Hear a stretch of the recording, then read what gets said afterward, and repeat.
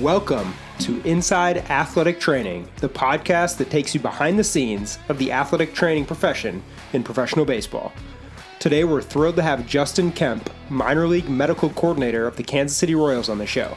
Justin brings invaluable insight into the application and interview process for athletic trainers and students looking to break into baseball. Enjoy the show.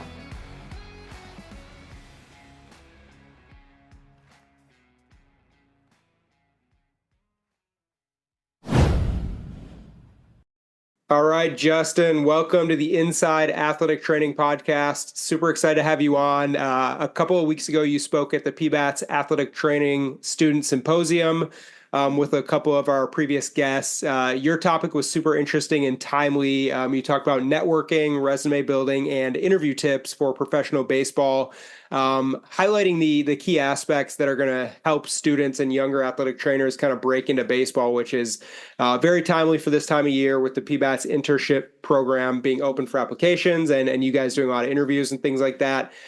Before we get into your presentation, Justin, I want to give you some time to share with our listeners who may not be familiar with you and your career, a bit of background and information about your pathway to professional baseball. Yeah, so I started, it truly started back when I was in high school and my interest in athletic training. I played sports growing up, so being the medicine side of it too is also very interesting. I did a shadow experience when I was in 8th grade with a local athletic trainer in small town South Dakota that really got me started.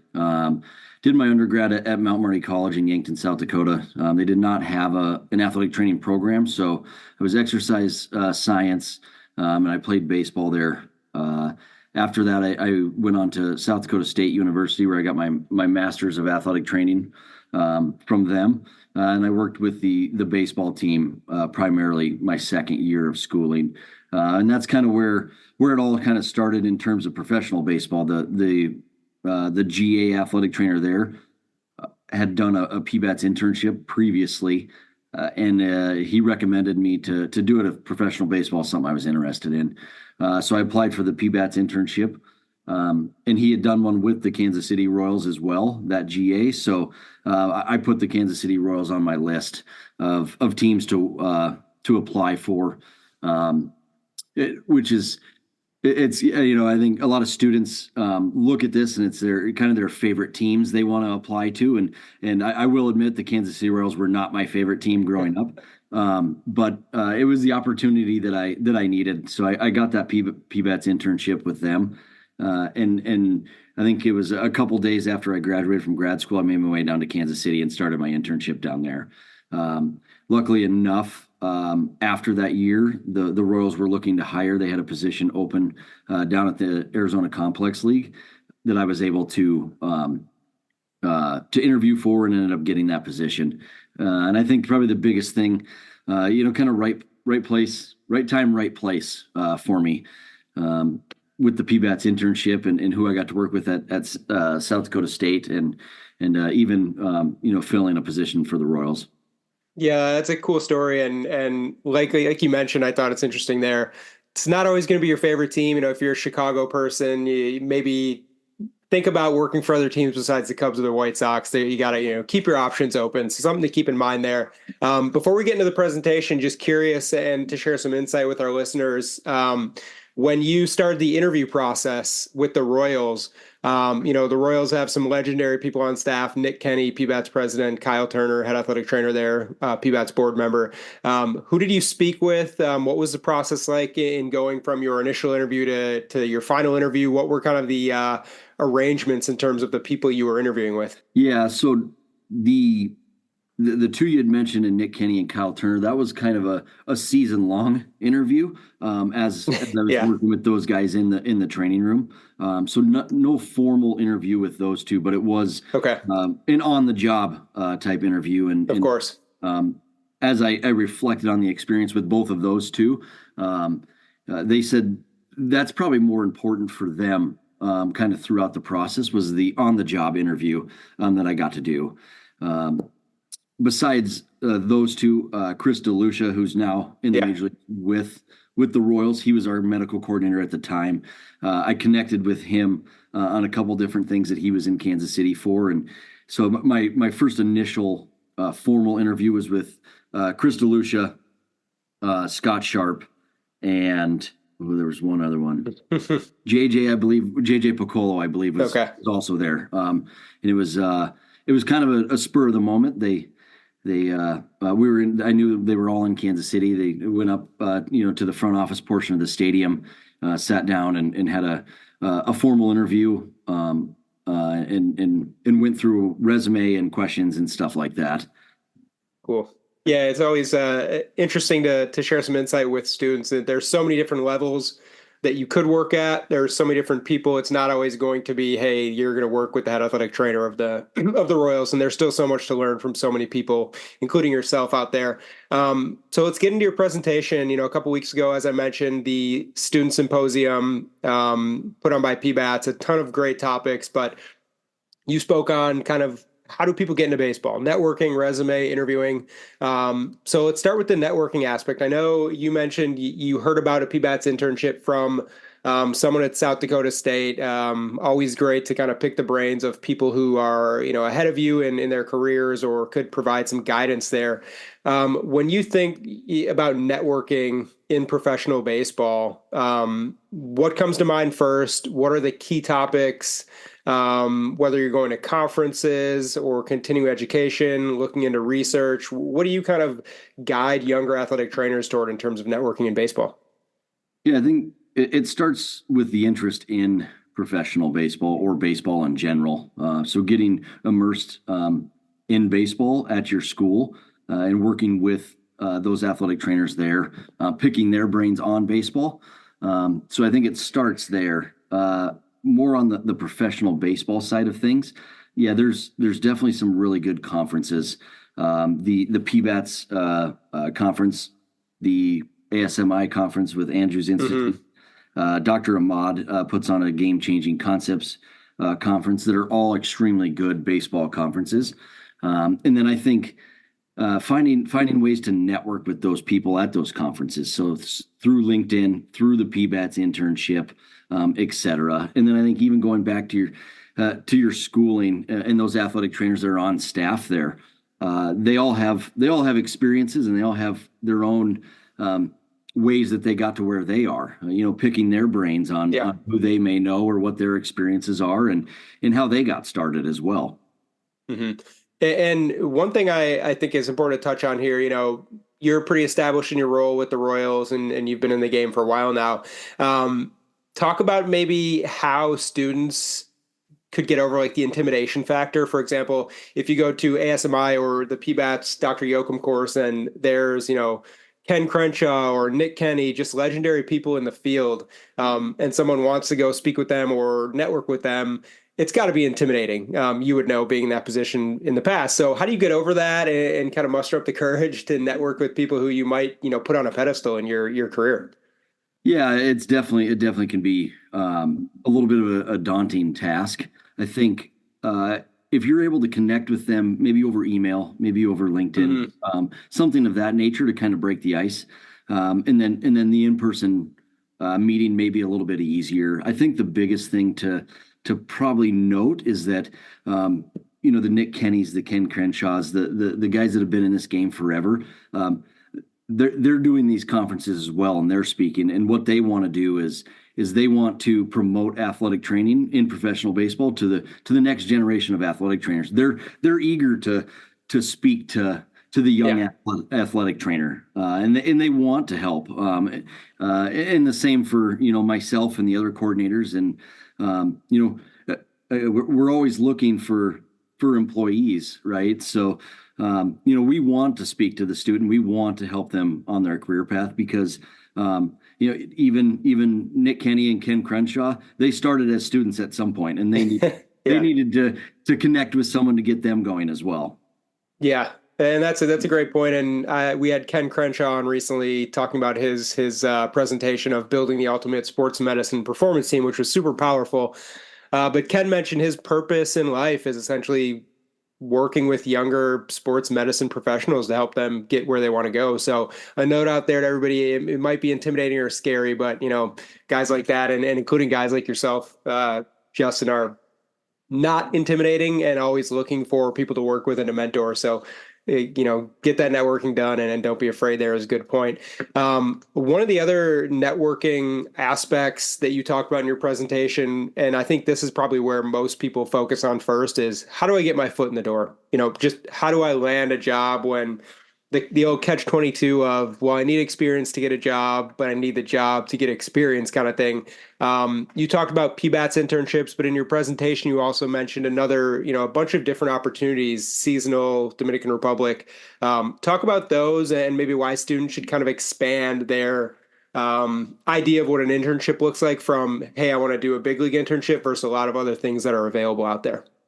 Yeah, I think you hit the nail on the head right there. There are a lot of opportunities out there. A lot of minor league teams that are looking for interns or seasonal athletic trainers, basically Mm-hmm. an assistant athletic trainer that's new in their career.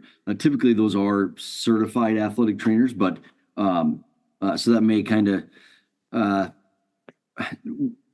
kind of push you to one way or the other in terms of whether it's a Mm-hmm. PBATS internship or a seasonal. But I think being open to the minor leagues and not necessarily being just set on that major league internship. And again, I think understanding that all experience is good experience. It doesn't have to Yeah. be at the major league level. And I think sometimes maybe even more beneficial at the minor league level for you to see what that's like, because the fact of the matter is that you get a job, it's more than likely going to be at the minor league level. So it gives you a good taste of what that may be and what that routine is and what the struggles may be as a young athletic trainer in minor league baseball.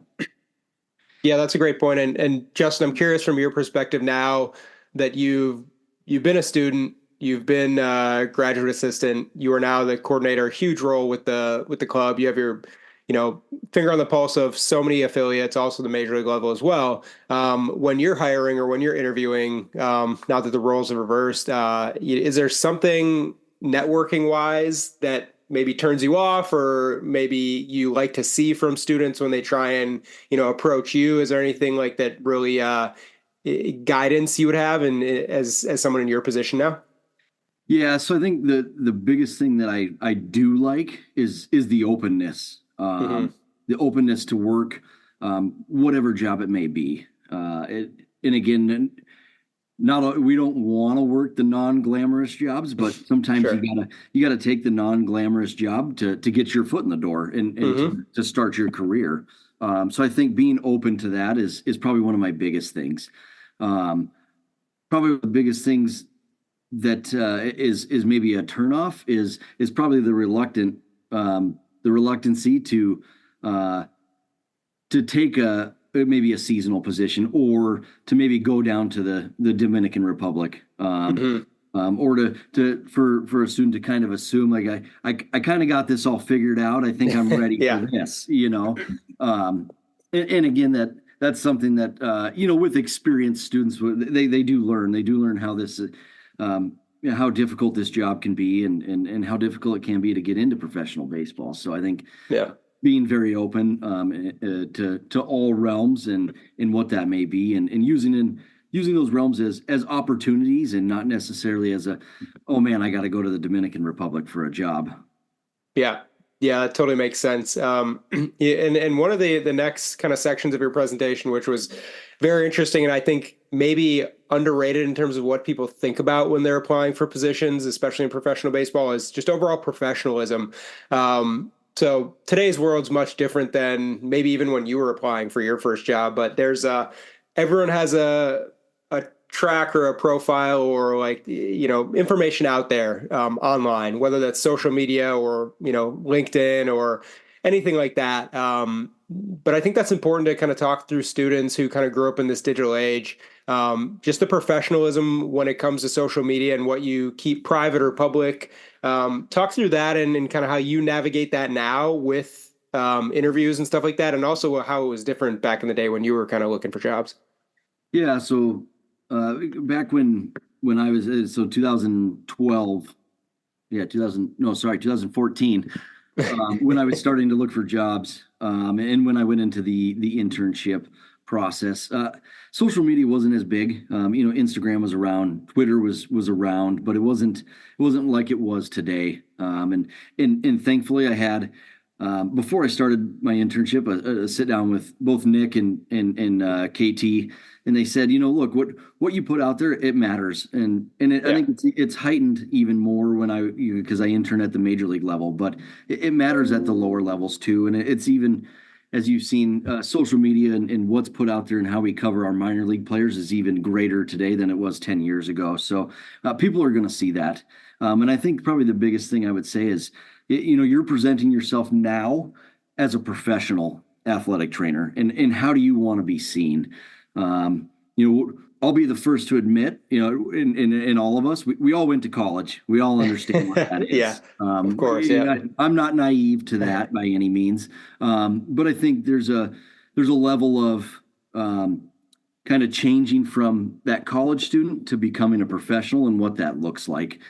So again, how I navigate it now and even then is, my profiles are private. Yeah. What I put on there is very very professional, that is being seen public.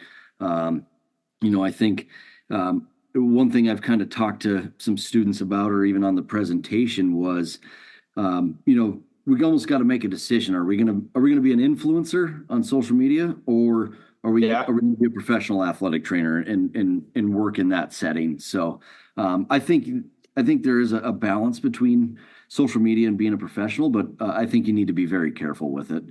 Yeah, definitely agree. And the same goes for, like you said, being a professional. The same goes for kind of the next topic you touched on is building a resume. Need to be professional, need to, format correctly. Obviously, errors in spelling and things like that are very, minor details you need to pay attention to, but can kind of turn someone off pretty quickly. When you are looking at resumes for students or for younger athletic trainers, what stands out the most to you? Is it experience? Is it just formatting and professionalism? Is it, something else that might be unique? What do you kind of look for when you're reviewing? I'm sure you review tons of resumes, especially this time of year. Yeah, I think the professional look of it. I think the readability of the information. Hmm. I also think being able to find the information in the same manner. So again, in your experiences, if there is an experience as an intern at a certain level, putting what that team name was, what city that's in, and being consistent with that. So Yeah. I think that's huge for me. Another thing that I really enjoy is the consistency of the experiences, Sure. and kind of keeping those together and relevant to the job. So on the flip side, the ones that I struggle with is ones that kind of bounce around and they have irrelevant information just to kind Hmm. of fill up the page. Yeah. I think, and again, I don't want to, you don't want to discourage anybody, but if you're at the point of the end of your schooling, maybe the coffee shop you worked at, you're the manager at in high school, that one may need to fall off the resume. Yeah. Definitely some good leadership experience, but if you have other experiences, stuff like that may need to fall off the resume. Yeah, that's a great point, and kind of goes into the next section as well of the interview process. You could talk about what you learned from the coffee shop job during the interview and how it relates to baseball and leadership, but it doesn't necessarily need to be there because what value is Justin going to get from that experience without hearing you talk in some context about it. So, getting into the kind of the interview and preparation for an interview, I thought this was super interesting and helpful for students out there. You talked about knowing what you're interviewing for. Number one, what's the position? Obviously, you would hope that a student would know what position they're interviewing for, whether that's in person or over Zoom these days. But familiarizing yourself with the organization, I think, is something that shows a commitment to research and professionalism, knowing, who the staff members are, what their backgrounds are, including the person you're interviewing with. So is that something that impresses you a lot? If a student comes in and knows, for example, who the Royals minor league athletic trainers are at each affiliate, or goes above and beyond. Is that something that you really look for when you're interviewing? I do. I think it's something that shows that, like you said, that above and beyond kind of care about what you're interviewing for. Yeah. It doesn't always have to be the entire staff, but kind of knowing, like you said, knowing where the affiliates are, or the Hmm. position you're interviewing for, where that's at, what league that's in. I think knowing the admin of the minor leagues. So on our interview process, myself, Justin Hahn, who's our director of minor league medical services and a physical Hmm. therapist. So like knowing the two people that are kind of the head of your minor league, or three or whatever that may be for a team, but knowing them, and what kind of their background is or what they are. So knowing myself as an athletic trainer, knowing Justin Hahn as a physical therapist, I think that shows a level of care that coming into it, and showing that they did their research on the org and in the minor league system itself. Yeah, definitely. I could see how that impacts, and then you kind of see just a level of commitment to go out and get something, and persistence and do some research is super important for the students out there. Another aspect of your presentation for the interview process that I kind of caught my eye, and just hearing you talk about it, was what type of athletic trainer are you? So I know students may have been like, well, how do I know? How do Mhm. I know what type of athletic trainer I am when I have no experience? I'm looking to get my first job, and learn about my philosophy. So when you were kind of approaching that process as a younger athletic trainer or an intern, how did you kind of build your philosophy as an athletic trainer, learn who you are, learn what you like best? How do you do that? Or what do you recommend to students to learn about that when they don't have any experience yet? I think it starts with being curious. So during your experiences at school, your clinical rotations, being curious about what you see, even if you don't necessarily enjoy the sport that you may be placed with at that time, you can learn something from that experience. So I think the number one thing is that I did was be curious. Ask questions related to athletic training. It may not be, like I said, it may not be towards that sport, but towards athletic training. And then put together that list of, okay, what did I like, or what have I seen work well? What have I seen maybe not work as well? What do I feel like is something that I myself can accomplish to get results? And that's where it all starts. And I think, I don't think, I know going into my internship, I did not know what my philosophy was, but I did Yeah. have a bunch of experiences, a bunch of questions, a bunch of possible answers. And then even throughout the internship, kind of the same thing. And this isn't a knock on any of our athletic trainers by any means. The way that Nick Kenny may address a situation, or treat a situation, may be different than Kyle Turner, and that's okay, because Yeah. one thing I learned as part of my philosophy is that they both had the same goal in mind: is we're trying to get this player to a certain goal, and but that pathway may be different. So I think that's being able to see multiple pathways throughout your experiences and your schooling is going to help you shape that philosophy. Yeah, that's a great point. And I've known, like you, I've known Nick and Kyle for, 14, 15 years now. And anyone who knows them, very different guys, very different leadership skills and sets, and even just personalities, but both incredibly talented and very successful. So goes to show there's more than one way to do it. We're all different, and we all, just gotta find your way, and find where you fit in, and really understand who you are. And that's another topic you went into, was showing who you are as a human being, your strengths, your weaknesses, being comfortable around people in the clubhouse, things like that. What are some of the most impressive traits in terms of during the interview process, that you've seen from students, who kind of, to help them show who they are to you? Yeah, I think probably one of the biggest ones is being vulnerable about kind of Okay. where they're at.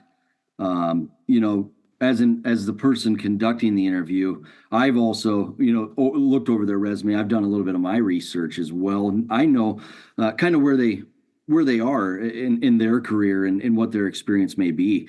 So for them, the interviewee to be vulnerable about, maybe I don't have great experiences or enough experience, but and then flipping that to this is what I do know. I'm hardworking, I'm willing, I'm open. To kind of do what it takes to become a good athletic trainer or a useful athletic trainer as a part of the medical team is huge for me. But that self recognition and that vulnerability is really really big.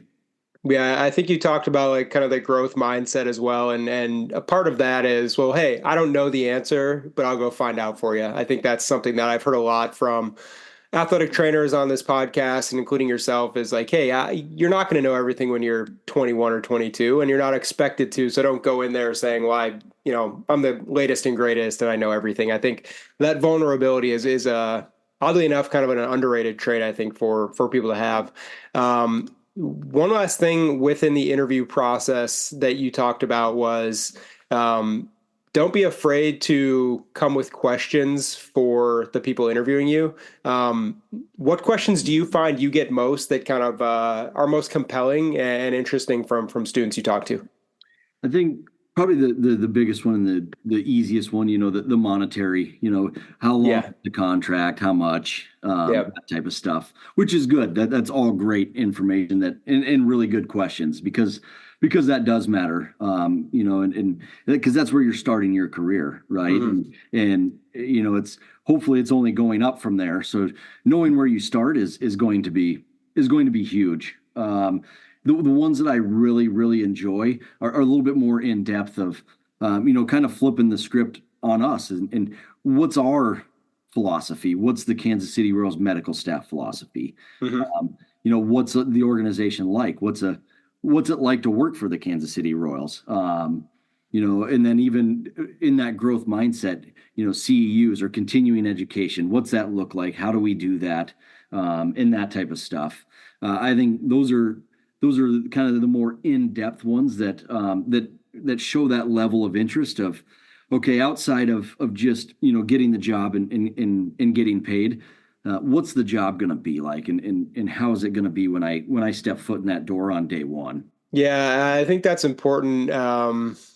Just to understand what's expected of you if you were to get the job. Definitely important to think about that prior to going into an interview. And then the last section you kind of covered in your presentation was what to do after the interview. So maybe it went great. Maybe you thought it went terribly, as many people do.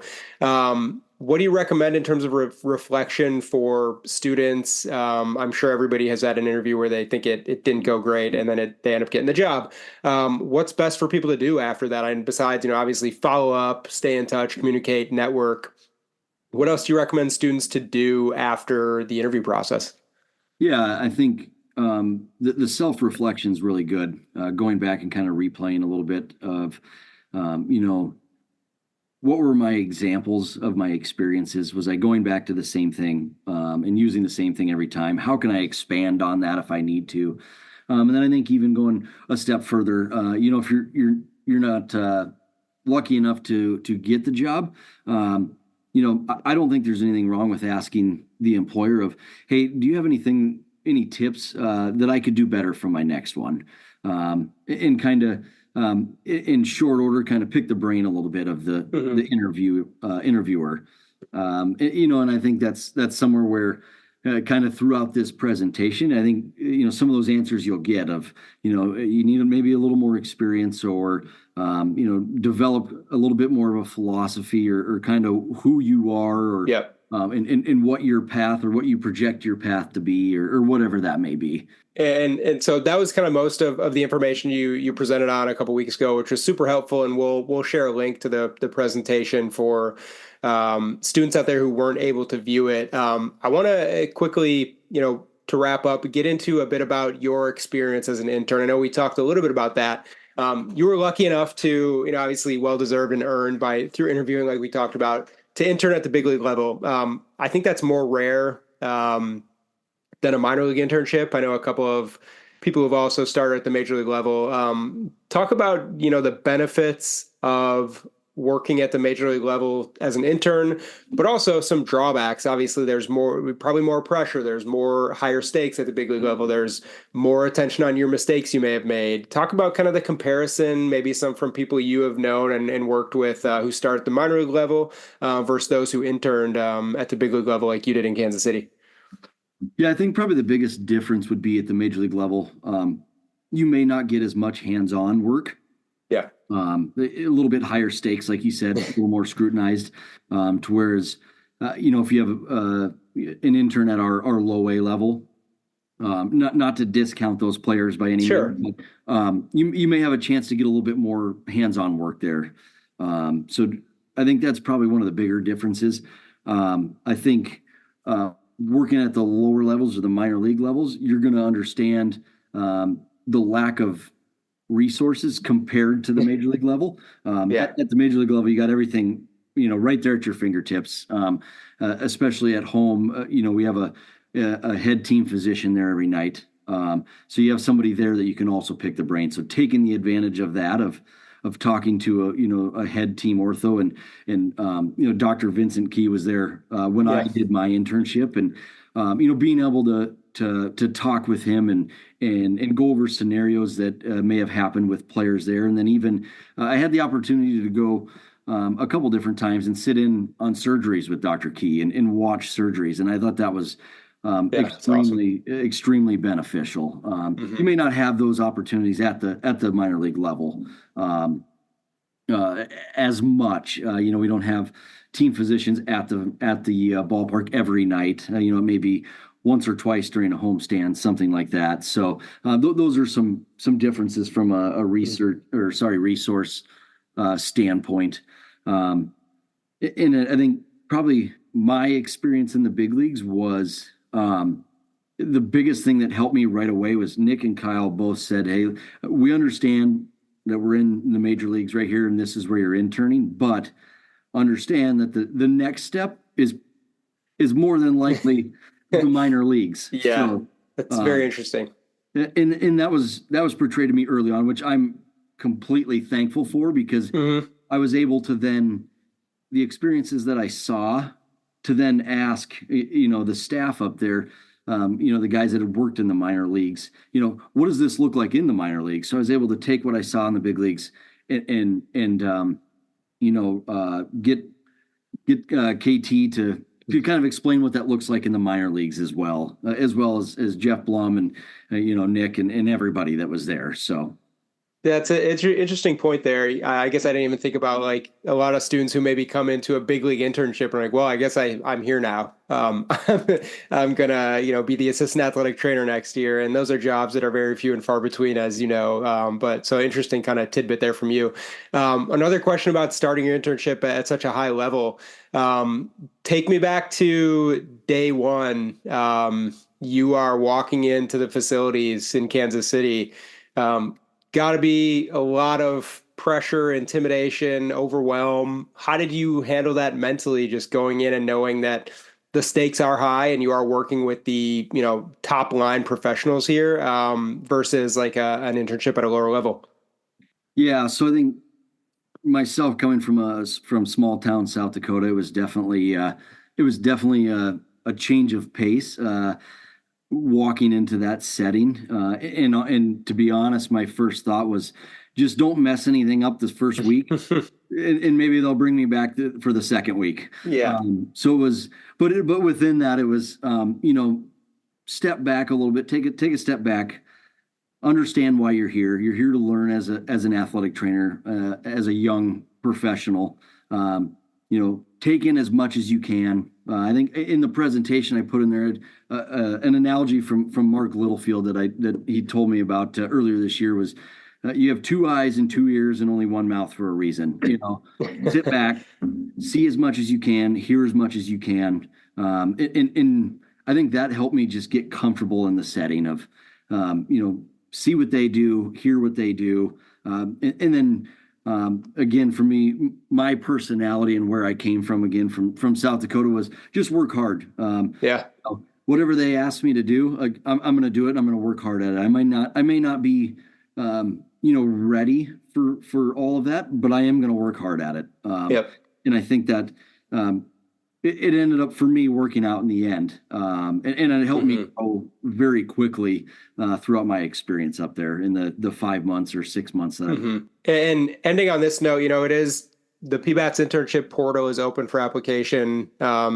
People interested can go to pbats.com/internship to view that and apply. Any, final words for a student who is applying today or next week or in the near future for a PBATS internship? Number one, if they do get into the process, just expectation wise, but also if they don't, not to get discouraged and give up. Any kind of insight from you on that? Yeah, again, I think the PBATS internship is fantastic. I recommend if you're getting or wanting to get into baseball or interested in baseball, it's an amazing avenue. So please apply. Nonetheless, if you don't get a position, you do get to go through the process of being interviewed and putting together a resume. And that experience alone is huge. And on the flip side, if you don't get it, it's not the end of your road. As we talked about earlier, there are other opportunities. There are MLB has done a really good job with the short seasons that were eliminated in running these college wood bat affiliated leagues, and they're always looking for athletic trainers for that. There are multiple avenues to get your foot in the door from a professional baseball standpoint, as well as independent league teams. So if it's something you're truly passionate about, there is opportunities out there, and I encourage to continue to look for that. And even so, if you're interested in professional sports, working in a different league, whether that be minor league hockey, and so on and so forth. Like, there are other opportunities to get good professional experience. Yeah, that's great advice there. Is persistence is key. I think anyone that's made it to a position you're in athletic training and baseball, there's a lot of commitment, dedication, and persistence that needs to occur. So just great advice for the students out there. Well, Justin, I really appreciate your time today, coming on the podcast to share this presentation. We always appreciate the advice for students out there. So thanks again. Yeah, thank you for having me. I really appreciate it.